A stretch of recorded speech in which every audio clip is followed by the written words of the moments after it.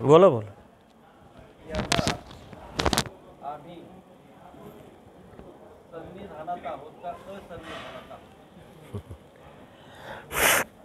तुम्ही जर आज सन्निधानात असाल आणि अशी तुमची मानसिकता असेल तर मग तुम्ही धार्मिकता कशाची करताय, कोणाची करताय, कशासाठी करताय? देवच नाही आहे ना. देव नाही तर धार्मिकतेचा प्रश्न येतो कुठं?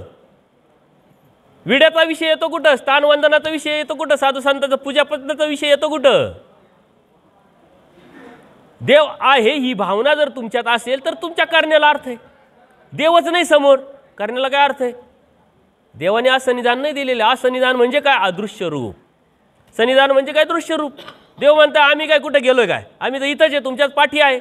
पाठ काय दिसते का आपल्याला? फक्त आपली लेवल तशी नाही आहे.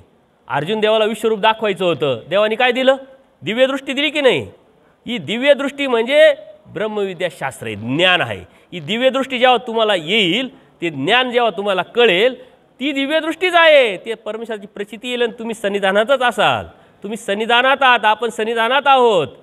सन्निधानात आहोत म्हणून आपल्या मनामध्ये निगेटिव्ह वाईट विचारच आले नाही पाहिजे. देव बरोबर आहे, मी कसा चुकीचं करत? 4 लोक बरोबर आहे बघा, 4 लोक बरोबर आहे, त्याच्याबरोबर तुम्ही काही चुकीचं कराल का? एकांतात काहीतरी चुकीचं कराल, पण देव माझ्या बरोबर आहे अशी भावना जेव्हा तुमच्या मनामध्ये येईल तेव्हा चुकीचा मार्गच तुमच्याकडे येणार नाही. वचनरूपी गोविंदाचं सन्निधान, आचार, तत्व, सिद्धांत हे आपल्याला परमेश्वराने सन्निधानच दिलेलं आहे. देवाचं सन्निधानच आहे. देव कुठे गेले नाही. देव काय म्हणतात? तुमचा उद्धार करता मी आणि अनेकांचा काही दुसरा कोणी आहे काय? सकळ जीवाते चिंतिती. देव आजही कोणत्या तरी प्रांती, कोणत्या तरी अवसरी, कोणत्या तरी ठिकाणी त्या जीवाच्या उद्धारण कार्य परमेश्वराचं चालू आहे. पण परमेश्वर जाणीजे, परमेश्वर पाविजे. जोपर्यंत परमेश्वराची जाणीव करून देत नाही तोपर्यंत परमेश्वराची प्राप्ती आपल्याला करता येत नाही. परमेश्वराची जाणीव करून दिलेली आहे. पूजनीय माईम भट्टांना काय सांगितलं? श्रीकृष्ण महाराज सांगितले.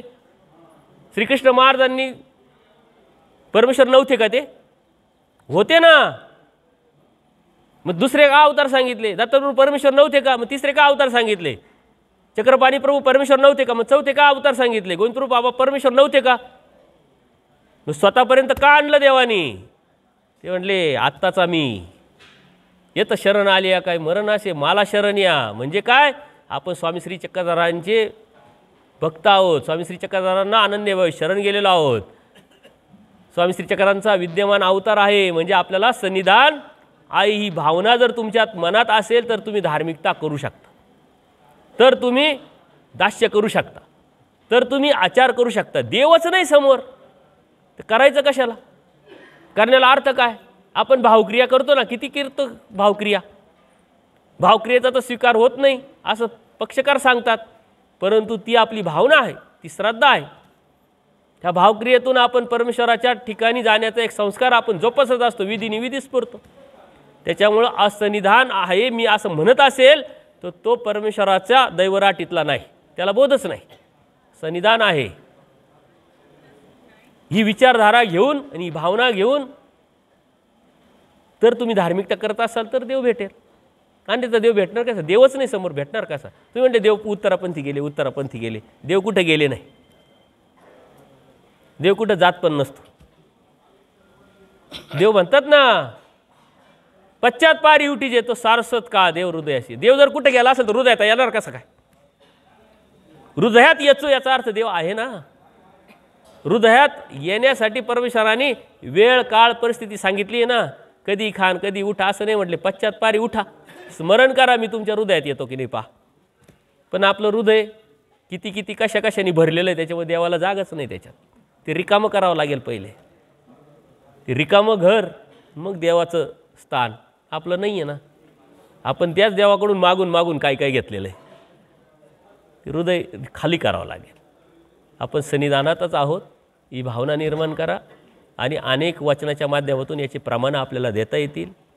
देवाने ते सांगितलेली ब्रह्मवाणी आहे. असन्निधान हे फक्त आपल्याला मानसिकता का अदृश्य रूपाच्या माध्यमातून माझी योग्यता नाही त्याचं दुःख आपल्याला झालं पाहिजे. चतुर्विध दुःख. देव मला दिसत नाही हे दुःख आपल्याला असलं पाहिजे. मी तेवढी योग्यता मिळवलेली नाही, एवढी पात्रता मिळवलेली नाही. त्यावेळेचे भक्त बघा आचार्य पूज्य माईंभट, महादाईसा, औसा, सहज देव उपलब्ध होतं. ते आज आपण तडफडतोय की नाही, तळमळ करतोय की नाही, एक देवाची झलक भेटावी. ती एवढी सोपी झाली का आता आपल्यासाठी? अत्यंत अवघडातला अवघड विषय, परंतु देवाने सोपा करून सांगितला आहे. सोपा करून सांगितला. देवाने ॲड्रेस दिले, पत्ते दिले आपल्याला, पण त्या पत्त्यावरती आपल्याला जायला लोकेशन सापडत नाही. ते लोकेशन शोधा, बरोबर जाल तुम्ही. आपला मोबाईल जो आहे ना तो डॅमेज झालेला आहे.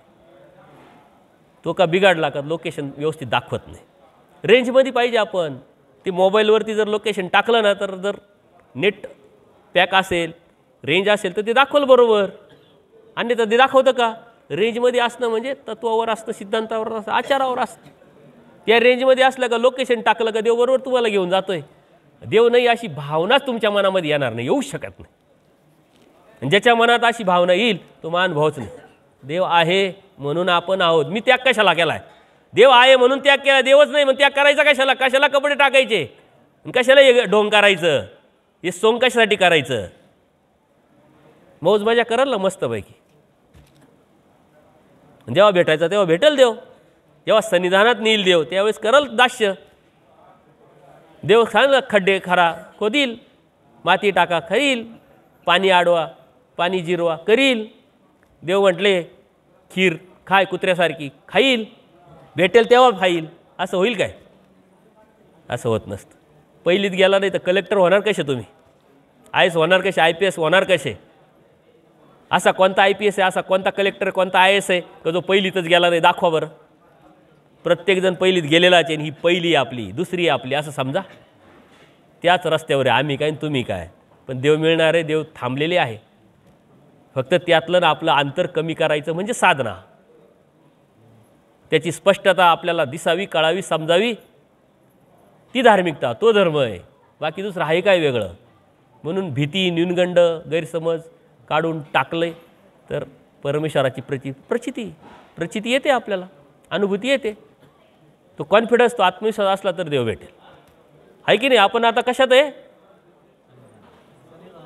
हां, सन्निधानात आहोत आपण. देव आहे ही भावना एकदा रुजवा. अहो मग तेच सांगतो काय, आधी होई जे म्हणितलं ते की जे. अहो अटी शर्ती लागू. कोणती स्कीम लागला तुम्ही बघा. दसऱ्याच्या स्कीम येतात, दिवाळीच्या स्कीम येतात. 9,999 रुपयाला 24 इंची TV सारे पाळतात. खाली काय लिहिलं राहतं? स्टार, अटी शर्ती लागू. तिथं गेल्यावर कळतं ट्रान्सपोर्ट इतका, GST इतका, VST इतका, हे इतका, ते इतका. ते जातं 19,999ला. आपण अटी शर्ती विसरून गेलो आहे. आपल्याला 9,999 म्हणून तिथं गर्दी होते. आणि तिथे गेल्यानंतर म्हणतो आता मानपान पैसा अडका घरच्या साऱ्या दुनियाला सांगून आलो, TV घेऊन आलो. TV घेऊन न घेता तर अपमान होईल. 19 ते 19,000 द्या आणि TV घेऊन चला. अटी शर्ती देवाने दिलेल्या आहे ना. अटी शर्ती आपण विसरता कामा नये. सन्निधान आहे कोणाला? देवाने सांगितलेले, कोणाला नाही आहे. पण त्याच्यातली पहिली भावना मी सन्निधानात आहोत ही पहिली आठ पूर्ण केली तर बाकीची अटी शर्ती. ही भावना नाही, बाकीच्या सारी अटी शर्ती जर तुम्ही पास करत राहिले, क्लिअर करत राहिले तर आहे का सन्निधान? नाही. पहिली अट आहे का मी सन्निधानात आहोत. सन्निधानात जर आहे, देव माझ्याबरोबर आहे, चुकीचं काही करण्याची इच्छा होईल, विचारधारा येईल, नकारात्मक भावना येईल, नाही येईल. ओठांतर दिगाल ते देशांतर जाय, नको बाबा. सन्निधान आहे ते देवच आहे. देव माझ्याबरोबर आहे. मग कुठं चोराला, कुठं भामटेपणा कराल, कुठं खोटा बोलाल, कसं फसवणार तुम्ही? ज्याला माहिती, ज्याला वाटतं ना देव मायाबरोबर नाही आहे तो सारी करतो. आणि ज्याला वाटतंय देव मायाबरोबर आहे तो काहीच करीत नाही. येतं शरण आली या. मग तो म्हणतो मी देवाला शरण आलो आहे, आता मला काही करायची गरज नाही. जो सन्निधान नाही असं म्हणतो मग ते सारी दुकानदारी करतो. सोपं आणि सरळ. आलं लक्षात? सर्वज्ञ श्री चक्रधर स्वामी की जय.